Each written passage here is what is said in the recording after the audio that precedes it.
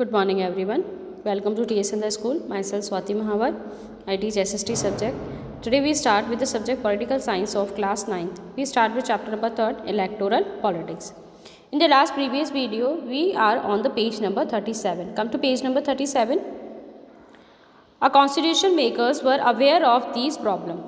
अब last previous videos के अंदर हमने जो प्रॉब्लम्स देखे थे कि इलेक्टोरल कंपटीशन के अंदर जो प्रॉब्लम्स क्रिएट होते हैं, जो लोग आपस में लड़ने लग जाते हैं, कन्फ्लिक्शंस होने लग जाते हैं उनके बीच में, बैड ट्रिक्स वो लोग यूज़ करते हैं इकोनॉमी के अंदर आने के लिए, रूलिंग पार्टी के अंदर आने के लिए।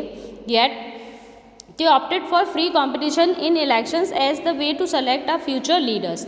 फ्री कंपटीशन होना चाहिए, हमारा जो फ्यूचर का जो लीडर बनेगा, जो रूल करेगा हमारे ऊपर, जो रूलिंग पार्टी हमारे सामने आएगी, उसके अंदर क्या होना चाहिए, फ्रीली लोगों को चूज़ करना चाहिए कि हम हमारी पार्टी हमारे अकॉर्डिंग फ्री माइंड से चूज़ कर सकें। They did so because this system works better in the long run. अब ये जो सिस्टम है वो लंबे टाइम तक सही रहता है। अगर बैड ट्रिक्स यूज़ करके अगर कोई इकोनॉमी के अंदर, कोई रूलिंग पार्टी के अंदर आ भी जाता है तो वो ज़्यादा टाइम तक यहाँ पर टिक नहीं सकता। In an ideal world, all political leaders know what is good for the people and are motivated only by a desire to serve them.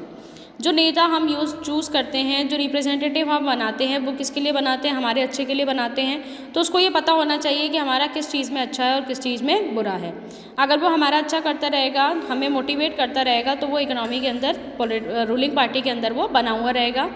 Political competition is not necessary in such an ideal world, but that is not what happens in real life. Political leaders all over the world, like all other professionals, are motivated by a desire to advance their political careers. पूरे world के अंदर जो political leaders होते हैं, जो professionals होते हैं, उनको मोटिवेट किया जाता है ताकि वो अपना पॉलिटिकल कैरियर अच्छे से मेंटेन करके रख सके।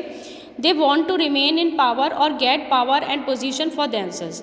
वो अगर अच्छा करेंगे, उनको मोटिवेट किया जाता है कि अगर वो हमेशा अच्छे काम करेंगे तो वो इकोनॉमी के अंदर बने हुए रहेंगे, पावर उनके हाथ में रहेगी। They may wish to serve the people as well, लोगों का जितना हो उतना वेलफेयर करें, but it is risky to depend entirely on their sense of duty. Besides even when they wish to serve the people they may not know what is required to do so, or their ideas may not match what the people really want. अब कोई person कितना भी अच्छा क्यों ना कर ले, मतलब वो ऐसा नहीं कर सकता कि वो सब लोगों का अच्छा कर सके। कुछ चीज़ें वो ऐसी करता है, कुछ लॉस, कुछ रूल्स वो ऐसे बनाता है जो दूसरों के लिए अच्छे ना हो, जिससे दूसरों को लॉस हो। तो ऐसा नहीं होता है कि सबके एक साथ में गेन, सबको एक साथ में गेन दिलाया जा सके, सबका एक साथ में वहाँ पर वेलफेयर पॉसिबल नहीं है। How do we deal with this real life situation? One way is to try and improve the knowledge and character of political leader. अब जो पॉलिटिकल लीडर है उसको अपनी नॉलेज को इम्प्रूव करना पड़ेगा कि कहाँ पर किस चीज़ का नीड है, कहाँ पर किस चीज़ का प्रॉब्लम है, किस लोगों को, किन लोगों को किस चीज़ की रिक्वायरमेंट है, कैसे मैं उनको ये चीज़ अवेलेबल करा सकता हूँ, या मैं जो चीज़ उनको अवेलेबल कराऊँ उसका मैक्सिमम लोग सेटिस्फेक्शन कर सकें, मैक्सिमम लोगों को यूटिलाइजेशन हो सके। The other and more realistic way is to set up a system where political leaders are rewarded for serving the people and punished for not doing so. ठीक है, अगर कोई पर्सन अच्छा करता है, कोई रूलर अगर अच्छा काम करता है तो उसको रिवार्ड दिया जाता है, उसकी वाहवाही होती है सब लोगों के अंदर, और अगर वो कोई चीज़ गलत करता है तो उसको पनिश किया जाता है, उसको रूलिंग पार्टी से हटा दिया जाता है अपोज करके। Who decide this reward और पनिशमेंट? अब कौन डिसाइड करता है कि किसको रिवार्ड देना है, किसको पनिशमेंट देना है, ये चीज़ कौन डिसाइड करेगा? The simple answer is the people. जिन लोगों ने उसको चूज़ किया है, जिन लोगों ने उसको नेता बनाया है, उसको रिप्रेजेंटेटिव बनाया है, इलेक्टेड पर्सन उनको बनाकर लेकर आए हैं उसको, तो वही उसको हटा सकते हैं, वही उसको रिवार्ड दे सकते हैं और वही उसको पनिशमेंट दे सकते हैं। Regular electoral competition provide incentive to the political parties and leaders. अब जो इलेक्शंस होते हैं, अगर आज वो अच्छा करेगा तो आने वाले इलेक्शंस के अंदर उसको उसका फ़ायदा मिलेगा, उसका प्रॉफिट मिलेगा। तो जो इंसेंटिव्स होते हैं वो इलेक्शंस के अंदर देखने को मिलते हैं। They know that if they raise issues that people want to be raise, their popularity and chances of victory will increase in the next election. But if they fail to satisfy the voters with their work, they will not be able to win again. अगर उसने इन 5 साल या 6 साल जितने सालों के लिए वो इलेक्ट किया गया, इन सालों के अंदर अगर उसने लोगों का अच्छा किया है, लोग उससे खुश हैं, तो आने वाले इलेक्शंस के अंदर वापस से लीडर वही बनेगा।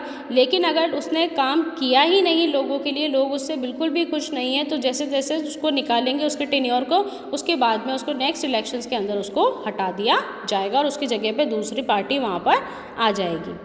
Now come to the page number 38.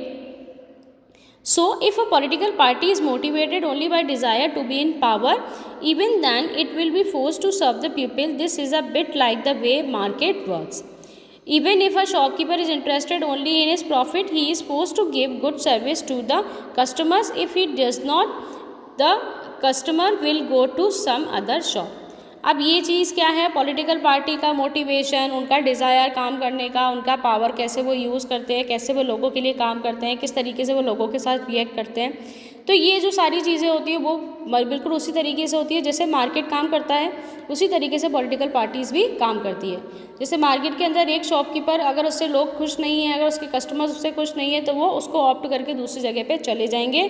उसी तरह से पॉलिटिकल पार्टीज़ के अंदर होता है, अगर लोग उससे खुश नहीं होते उस पर्टिकुलर पॉलिटिकल पार्टी से, तो नेक्स्ट इलेक्शंस के अंदर लोग दूसरी पार्टी वहाँ पर इकोनॉमी के अंदर लेकर आ जाएंगे। If he does not, customer will go to some other shop, जैसे कस्टमर दूसरी शॉप पे चला जाता है वैसे लोग भी दूसरी पार्टी के ऊपर चले जाएंगे। Political competition may cause division and some ugliness, but it finally helps to force political parties and leaders to serve the people. ये है तो अच्छा नहीं, लेकिन लोगों को, अगर लोग इसके में कंपटीशन नहीं करेंगे, अगर लोग इसको हटा के किसी दूसरी गवर्नमेंट को नहीं लेकर आएंगे, तो जो रूलिंग पार्टी है उसको किसी चीज़ का डर नहीं रहेगा। अगर आज उसको डर रहेगा कि मैं आने वाले इलेक्शंस के अंदर नहीं जीतूंगा, तो ही वो आज लोगों के लिए अच्छा कर सकता है। अगर उसके अंदर से डर ही खत्म हो जाएगा कि मैं आने वाली पार्टी के अंदर भी मैं ही नेता बनूंगा, मैं ही लीडर बनूंगा, तो वो किसी के लिए कुछ भी नहीं करेगा, वो लोगों के लिए कोई अच्छा वेलफेयर का काम नहीं करेगा। Now what is a system of elections. अब इलेक्शंस कैसे होते हैं? Can we see that Indian elections are democratic. ठीक है, डेमोक्रेटिक है। क्यों डेमोक्रेटिक है? क्योंकि यहाँ पे जो इलेक्शंस है उसके अंदर फुल्ली पार्टिसिपेशन किसका होता है? पीपल का होता है। जो रिप्रेजेंटेटिव चूज़ किया जाता है वो किसके थ्रू किया जाता है? पीपल के थ्रू किया जाता है। To answer this question let us take a look at how elections are held in India. Lok Sabha and Vidhan Sabha elections are held regularly after 5 year. Lok Sabha और विधानसभा के जो इलेक्शंस होते हैं वो कितने सालों के लिए होते हैं? हर 5 साल के अंदर होते हैं। After 5 years the term of all elected representatives comes to an end. 5 साल के अंदर जो इलेक्टेड रिप्रेजेंटेटिव्स होते हैं वो उनका क्या हो जाता है? खत्म हो जाता है उनका टेन्योर। द लोकसभा और विधानसभा स्टैंड डिजॉल्व, और वो क्या हो जाती है? डिजॉल्व हो जाती है, भंग हो जाती है। Elections are held in all constituencies at the same time, और सभी कॉन्स्टिट्यूंसीज के अंदर सेम टाइम पर इलेक्शंस किए जाते हैं। Either on the same day or within a few days, या तो उसी दिन या आगे पीछे कभी होते हैं। This is called a general election, और ये जो इलेक्शंस होते हैं वो इलेक्शंस क्या कहलाते हैं? जनरल इलेक्शंस कहलाते हैं। Sometimes elections is held only for one constituency to fill the vacancy caused by death or resignation of a member. This is called a by election. अब जैसे कोई पर्सन रूलिंग पार्टी के अंदर है, suddenly उसकी death हो जाती है, या वो कुछ ऐसा कर देता है कि सडनली उसको रिज़ाइन करना पड़ता है, उसको हटा दिया जाता है, तो उस कंडीशन के अंदर जब इलेक्शन ना करके किसी को लीडर बना दिया जाता है तो वो क्या कहलाता है? By election. बिना इलेक्शन के अगर किसी को इन केस लीडर बना दिया जाता है तो वो क्या कहलाता है? By election.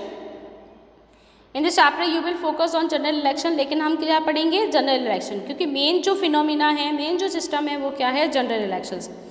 Electoral constituencies, you have read about the people of Haryana electing 90 MLAs. 90 MLA वो चूज़ करते हैं। You may have wondered how they did that. कैसे होता है ये? Did every person in Haryana vote for all the 90 MLA? क्या वहाँ पे जो सिटीज़न है हरियाणा के वो वोटिंग करते हैं MLAs के लिए? You perhaps note that this is not the case. In our country we follow an area-based system of representative. The country is divided into different areas for purpose of elections. अब elections जब होते हैं तो country को अलग अलग parts में divide कर दिया जाता है, एरिया वाइज उनको डिवाइड कर दिया जाता है। दीज एरियाज आर कॉल्ड, और इन एरियाज़ को क्या कहा जाता है? Electoral constituencies. ठीक है, पूरे कंट्री को डिफरेंट एरियाज़ के अंदर डिवाइड कर दिया जाएगा, और ये क्या कहलाएगा? इलेक्टोरल कॉन्स्टिट्यूएंसीज कहलाएगा। The voters who live in an area elect one representative. जो वोटर एक पर्टिकुलर एरिया के अंदर रह रहे हैं वो सिर्फ क्या चूज़ करेंगे? एक ही रिप्रेजेंटेटिव, यानी उस पर्टिकुलर एरिया में से सिर्फ एक ही रिप्रेजेंटेटिव निकल के आएगा। Now come to the next page. For Lok Sabha elections the country is divided into 543 constituencies. ठीक है, लोकसभा के लिए कितनी कॉन्स्टिट्यूएंसीज बनाई जाती है? 543। The representative elected from each constituency is called a member of parliament और MP। हर कॉन्स्टिट्यूएंसीज के अंदर एक MP बनाया जाता है। कॉन्स्टिट्यूएंसी टोटल कितनी है 543। हर कॉन्स्टिट्यूएंसी में से एक MP बनाया जाएगा, यानी कितने MP बन जाएंगे 543 MP बन जाएंगे। One of the feature of democratic election is that every vote should have equal value. हमने पहले पढ़ा था सबके वोटों का सेम वैल्यू होता है और एक वोट का एक वैल्यू होता है। That is why a constitution requires that each constituency should have a roughly equal population living within it. ठीक है, कॉन्स्टिट्यूएंसी के अंदर वो निकाला जाता है कि कितना पॉपुलेशन वहाँ पर रह रहा है, पॉपुलेशन के अकॉर्डिंग उस कॉन्स्टिट्यूएंसी को बांटा जाता है। Similarly each state is divided into a specific number of assembly constituency. Her state को असेंबली कॉन्स्टिट्यूएंसी के अंदर बांटा जाता है। In this case the elected representative is called the member of legislative assembly और MLA। अब जो ये असेंबली होगी, उसका जो रिप्रेजेंटेटिव बनाया जाएगा, उस कॉन्स्टिट्यूएंसी का जो रिप्रेजेंटेटिव बनाया जाएगा उसको हम क्या बोलेंगे MLA, यानी कि member of legislative assembly. Each parliamentary constituency has within it several assembly constituency. हर पार्लियामेंट्री जो कॉन्स्टिट्यूएंसी होती है उसके बहुत सारे असेंबली कॉन्स्टिट्यूएंसी होते हैं। The same principle applies for, यही प्रिंसिपल पंचायत और म्यूनिसिपल इलेक्शंस के लिए होता है। ईच विलेज और town is divided into several ward. हर विलेज, हर गांव और शहर को, जो कस्बे होते हैं, छोटे शहर होते हैं जो, उनको वार्ड में डिवाइड कर दिया जाता है। दैट आर लाइक कॉन्स्टिट्यूएंसी, और वही क्या कहलाती है, वहाँ की कॉन्स्टिट्यूएंसी कहलाती है। Each ward elect one member of the village. उस विलेज में से एक मेंबर, उस वार्ड में से एक मेंबर चूज़ किया जाएगा। और the urban local body sometime these constituency are counted as seats. और वो जो मेंबर होगा वो उसकी क्या कहलाएगी, सीट कहलाएगी। वो मेंबर क्या कहलाएगा, सीट कहलाएगा। For each constituency representative one seat in the assembly. When we say that लोक दल won 60 सीट इन हरियाणा, हमने देखा था कि लोक दल के अंदर कितनी सीट्स थी, 76 जो सीट्स विन की थी वो, उसमें से 60 सीट सिर्फ किसकी थी, लोक दल की थी। It means that candidate of लोक दल won in 60 assembly constituency in the state and thus लोक दल had 60 MLA in the state assembly। 60 seats उसको मिली, यानी कि स्टेट असेंबली के अंदर उसके कितने MLA हो गए, 60 MLA। Clear to you?